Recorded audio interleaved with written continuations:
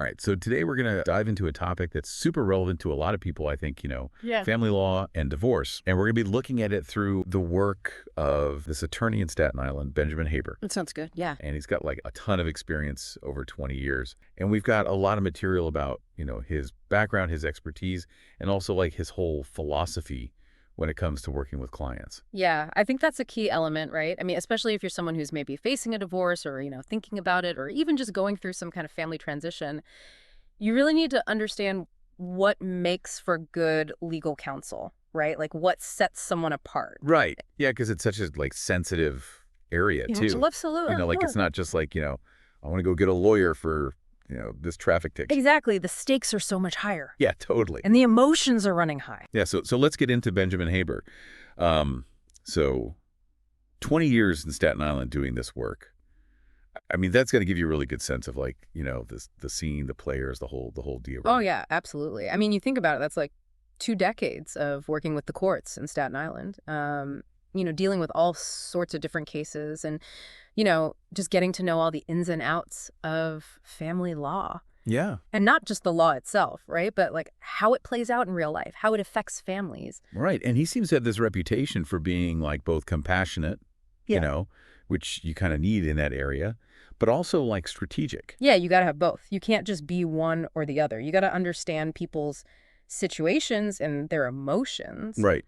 But you also got to be able to fight for them in court. Totally. So he runs his own practice, Huh. Benjamin Haber, Staten Island Divorce Lawyers. And the thing that they really emphasize is, helping people get fair and favorable outcomes. But what does that even, like when you say fair and favorable, what should a client be looking for? Well, when we talk about fair, it often comes down to the money, right? Like how do you split the assets and the debts? Okay. So that it's, sort of even Steven based on what each person put into the marriage. Right. And then favorable, that's where it gets more personal, right? Okay. Maybe it's about who gets custody of the kids or how much spousal support someone gets. It really depends on the person's priorities. Gotcha. So like what's most important to them in that moment? Exactly. And Haber's job is to figure out what that is and then use all his skills to make it happen within, what the law allows. Yeah. So it sounds like, it takes a certain kind of person to be drawn to family law in the first place, right? Oh, definitely. Like, what do you think it was that kind of led Benjamin Haber down this path? Well, we saw that he was always interested in justice and being an advocate even early on. Right. So you can kind of see how that would lead naturally to family law, where you often have one person who's really vulnerable. Maybe they're not as financially stable, or maybe they're the one who stayed home with the kids. Yeah. So someone who's driven by that sense of fairness would really want to fight for them, to make sure things are as balanced as possible. Yeah. I mean, you can imagine like the power dynamics are so out of whack in some of these situations. Oh, absolutely. Yeah. And, he didn't just, jump into this blindly. Yeah. He went to Brooklyn Law School, Yeah. graduated in 2001. So he's got the legal chops for sure. Okay. And, before he started his own practice, he actually worked at a bigger firm for a while. Oh, really? Yeah. Which is actually pretty common for lawyers. It's a great way to learn the ropes. Right. See, a lot of different cases get mentored by some really experienced attorneys. I bet. I mean, think about it. You're dealing with everything from divorces to child custody battles Yeah. to like really complex financial stuff. Wow, yeah. So, it's like a trial by fire, but it really prepares you to go out on your own. Okay, so that makes sense. That you'd have that experience and then decide, you know what, I want to do my own thing. Right. And it seems like he really wanted to focus on Staten Island specifically. Like bring all that knowledge and experience back to his community. Right. So it's interesting because when we look at like, the work that his firm does, it's not just like family law is one little section. They do a little bit of this, a little bit of that. It's like all family law all the time. Yeah, that's their bread and butter. Yeah. And I think that shows a certain level of like dedication and focus. Oh, for sure. And it's a tough area to specialize in. It's not just about knowing the law. You got to be really good with people, too. You're dealing with people who are going through some of the most difficult times in their lives. Right. So you got to be able to empathize with them, understand where they're coming from. Yeah. And at the same time, you got to be able to give them solid legal advice. So it's like you're wearing two hats at the same time. Exactly. And what I thought was really interesting, too, is that they really emphasize that every case is unique. Oh, yeah. Which I guess makes sense. Every family is different. Yeah. But do you think that's something that gets overlooked a lot? I think it can be tempting especially when you've been doing this for a while, to start seeing patterns, to think, oh, I've seen this before. I know how this is going to go. Yeah. But the reality is that every family is different. Every situation has its own nuances. Right. So, you really have to take the time to listen to your clients, understand their specific needs and goals. And like tailor the approach for that, right? Exactly. Okay. So let's talk a little bit about like the nuts and bolts of divorce. All right. So we hear about contested and uncontested divorces. Yeah. What's the difference? And like, even if it's uncontested, why would you still need a lawyer? So a contested divorce, that's when you and your spouse can't agree on things like who gets the house or how much child support should be paid. So it ends up going to court and a judge has to decide. Right.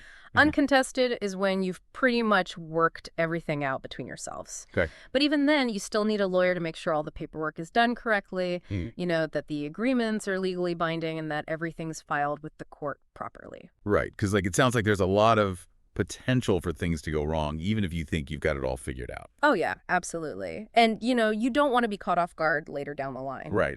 So having a lawyer there to guide you through the process can save you a lot of headaches in the long run. Makes sense.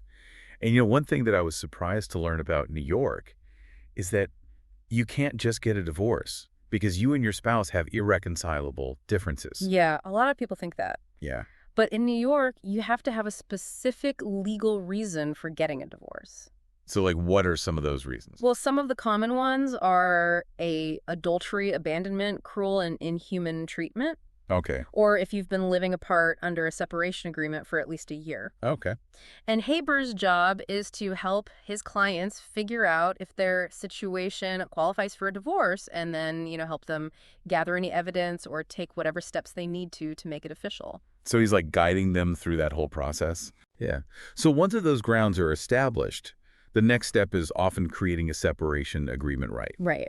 which covers like all the major issues.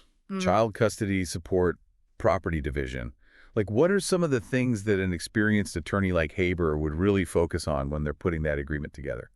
Well, first of all, you want to make sure that agreement covers everything. Like, you don't want to leave any loose ends that could come back to bite you later. Right. So, for example, with child custody, you got to decide who has legal custody, meaning who gets to make the decisions about the child's upbringing. Okay. And then who has physical custody, meaning where does the child actually live? Okay. And then you got to figure out a visitation schedule that works for everyone. Yeah. When it comes to support, you have to look at the state guidelines for child support and figure out if spousal support is appropriate, and if so, how much and for how long. So, like, is there a standard formula for that, or is it more like case by case? There are guidelines, but there's also some wiggle room, depending on the circumstances. Okay. And then with property division, you have to identify all the assets, figure out what they're worth, and then come up with a fair way to split them. Right. So he's like looking at the big picture and making sure all the bases are covered. Exactly. Now, one of the things that really stood out to me about Benjamin Haber is his work advocating for children. Oh, yeah. He's been doing that for over a decade. Yeah. Representing kids in custody cases and neglect cases. Wow. So, like, how do you think that experience helps him when he's working with parents who are going through custody disputes? Well, it gives him a unique perspective, right? Yeah. He's seen things from the child's point of view. He understands what their needs are. Right. So he can really advocate for what's best for the child, even if the parents aren't on the same page. So he can kind of like be the voice of the child in those situations. Exactly. Yeah. And, he really emphasizes that he wants to create custody arrangements that are in the best interests of the children. Right. Because at the end of the day, that's what matters most. And, that includes fighting for fair and just visitation rights. Right. So, like, what are some of the common things that come up in visitation disputes? Well, sometimes it's just a matter of scheduling, like figuring out when each parent gets to see the kids. Yeah. But sometimes it's more complicated than that. Okay. Maybe one parent is trying to alienate the child from the other parent. Or maybe there are concerns about the child's safety during visitation. So those are like pretty heavy issues. Oh, yeah, they can be. Yeah. And that's where Haber's experience really comes in handy. He's seen it all. He knows how to navigate those tricky situations. Yeah. So he's not afraid of a custody battle. No. But it sounds like he also tries to find solutions that work for everyone, right? Yeah, he's a big believer in mediation when it's appropriate. Okay. because it's often less adversarial, and it can help families move forward in a more positive way. So it's like a more collaborative approach. Exactly. Yeah. But if it comes down to it, he's ready to litigate. Oh, yeah. He's not afraid to go to court. Okay. So let's get into some of those specific areas that his firm handles. Sure. Um, so child custody and visitation, we kind of talked about that. Yeah. But the idea of advocating for joint custody when appropriate, hmm I think that's really interesting. Like, what are some of the things that make joint custody a good option, and when is it maybe not the best idea? Well, joint custody can work really well when the parents are able to communicate and cooperate. Okay. Even though they're not together anymore, they can still work together to make decisions about the kids. Right. And it's often better for the kids, too, because they get to have a meaningful relationship with both parents. That makes sense. But there are definitely times when joint custody isn't the best option. Okay. Like if there's a history of domestic violence, or if one parent is just completely unreliable, or if they live really far apart. You can imagine that would make it really tough. Right. Yeah. And in those cases, it might be better for the child to have just one primary caregiver. Okay. So it's like a judgment call based on the situation. Exactly. Yeah. All right. So another big area is property distribution, which I imagine can be a huge source of conflict in a divorce. Oh, yeah, definitely. So New York has these equitable distribution laws. Like, what does that even mean? So it basically means that the court tries to divide the property in a way that's fair, Okay. but fair doesn't always mean equal. Okay.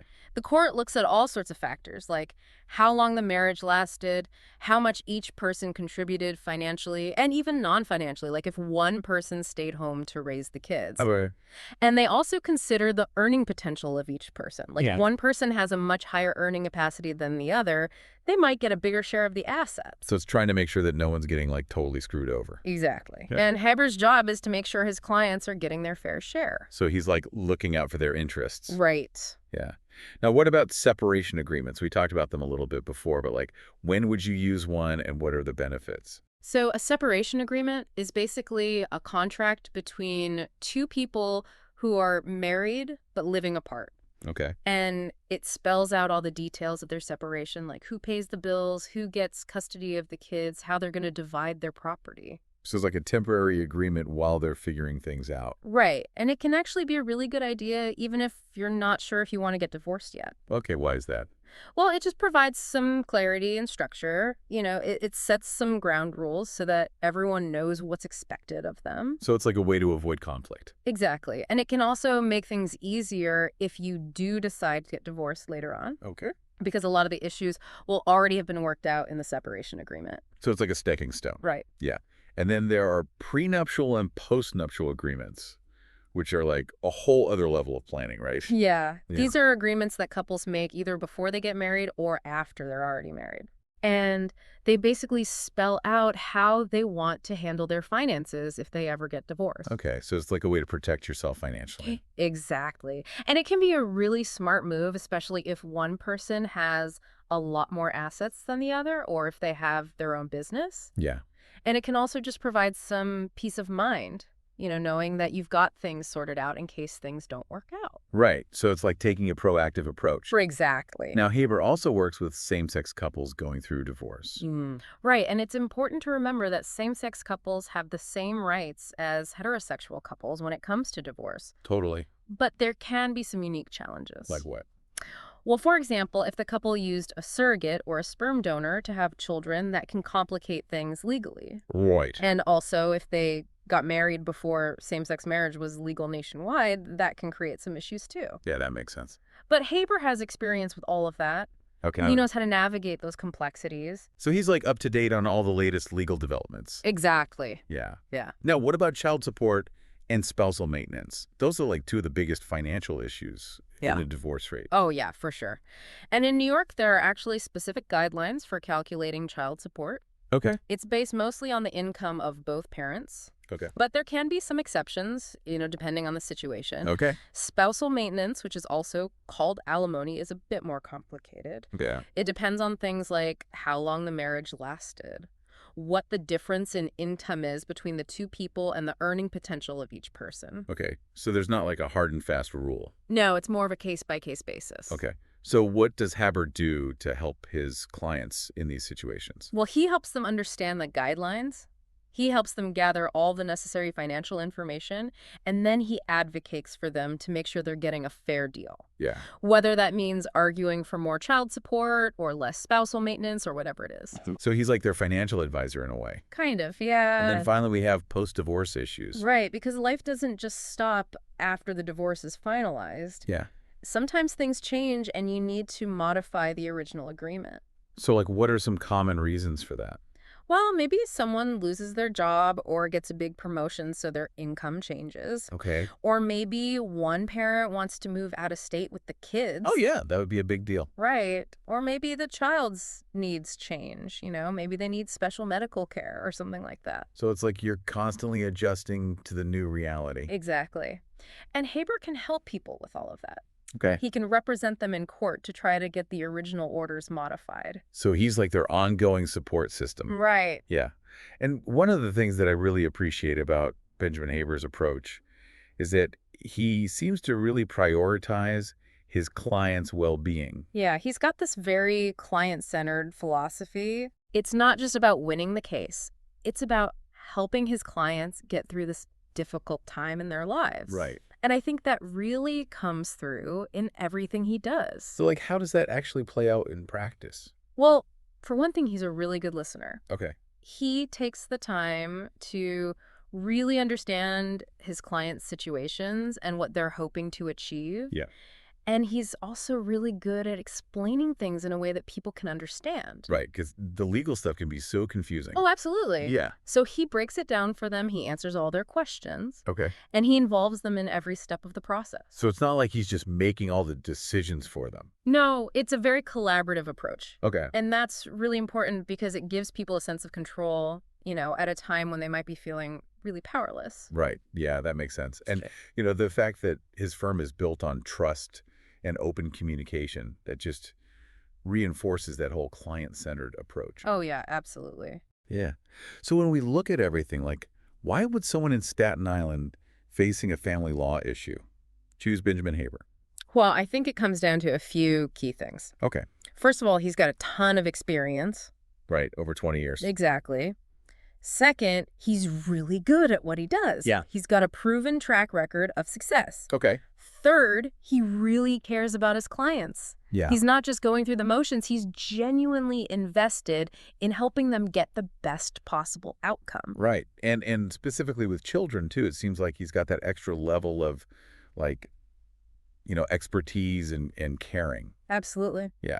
And then, of course, he offers a wide range of services. Right. So he can handle pretty much any family law issue you could throw at him. So it's like one-stop shop. Exactly. Now, his location is super convenient, too, right? Yeah, right across from the Staten Island ferry. So easy to get to. Easy to get to. And they offer evening appointments, which is good for people who work, 9 to 5. Yeah, absolutely. And then finally, they offer free initial consultations, which I think is huge. Yeah, that's a great way for people to get their feet wet, see if Haber is a good fit for them Yeah. without having to commit to anything. Right. So it's like a no-risk way to explore your options. Exactly. So to wrap it all up, it sounds like Benjamin Haber is a really valuable resource for anyone in Staten Island who's dealing with a family law issue. I think so, yeah. He's got the experience, the expertise, the compassion, the client-centered approach. And he's accessible. Yeah. He's right there in the community. And I think that's really important, right? Oh, absolutely. Yeah. Especially when you're going through something as difficult as a divorce or a custody battle. Yeah, you need someone who's on your side. Definitely. So if you're in that situation, and you're in Staten Island, Benjamin Haber might be the guy to call. Yeah, I think that's a great takeaway. Thanks for diving deep with us. My pleasure. See you next time. See you later.